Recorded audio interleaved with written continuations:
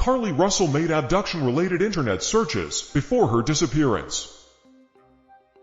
The Alabama woman, who went missing for 2 days last week, searched online for information about Amber Alerts, local bus tickets, and the abduction-based action movie taken before her disappearance, police say. The insight was one of many details authorities shared during a Wednesday afternoon press conference where they provided the fullest account yet of what occurred in the puzzling incident that's grabbed national attention. Carlee Russell, a 25-year-old nursing student, disappeared on Thursday after calling 911 and her brother's girlfriend to report seeing a toddler wandering along the side of the road. Police say they still have no evidence of a missing toddler, nor any reports of such a sighting by other drivers along the busy stretch of road.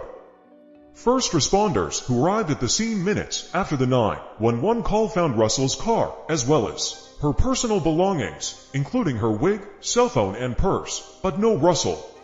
Then on Saturday, about 49 hours after her initial disappearance, Russell returned home.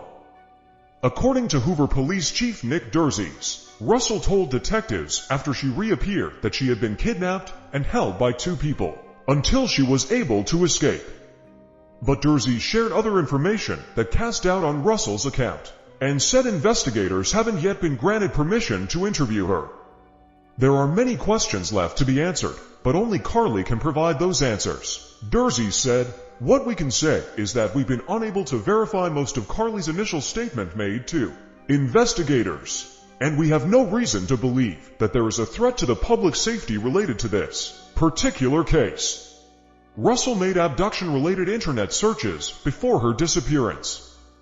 On July 11th, 2 days before she went missing, Russell used her cell phone to search whether you have to pay for an Amber Alert.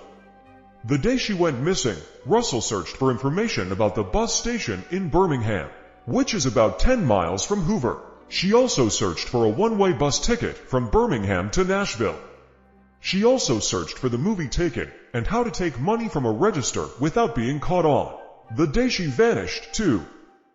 I do think it's highly unusual the day that someone gets kidnapped that 7 hours, 8 hours before that they're searching the internet, Googling the movie taken about an abduction, Derzies said.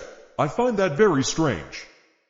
Derzies said investigators uncovered other internet searches that appeared to shed light on Russell's state of mind, but that police were not releasing them out of respect for her privacy. There were also 2 internet searches related to Amber Alerts on a computer at her workplace.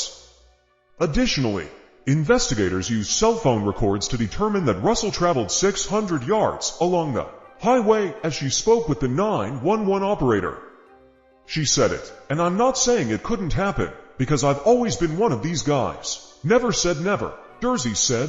To think that a toddler, barefoot, that could be 3 or 4 years old, is going to travel 6 football fields without getting in the roadway, without crying, it's just very hard for me to understand. Russell told police she was kidnapped and blindfolded. According to Derzies, Russell told detectives after she returned home Saturday night that she had been kidnapped by a man who emerged from the trees near her car when she got out to check on the child. She said the man, who she described as having orange hair with a bald spot, picked her up. She said she screamed, and then he forced her over a fence and into a car.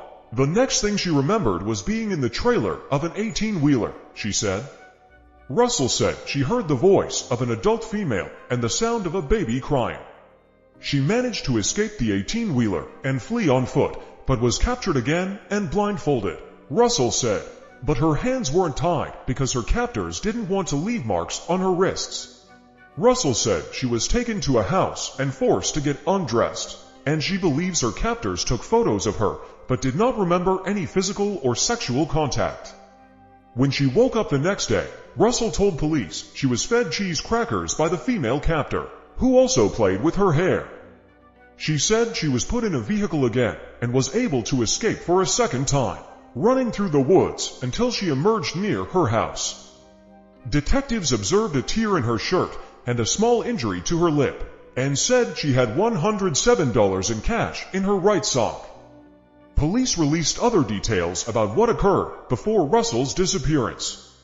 Late Tuesday night, Officials released a statement saying Russell bought snacks at Target shortly before going missing, but that they weren't found with her other belongings.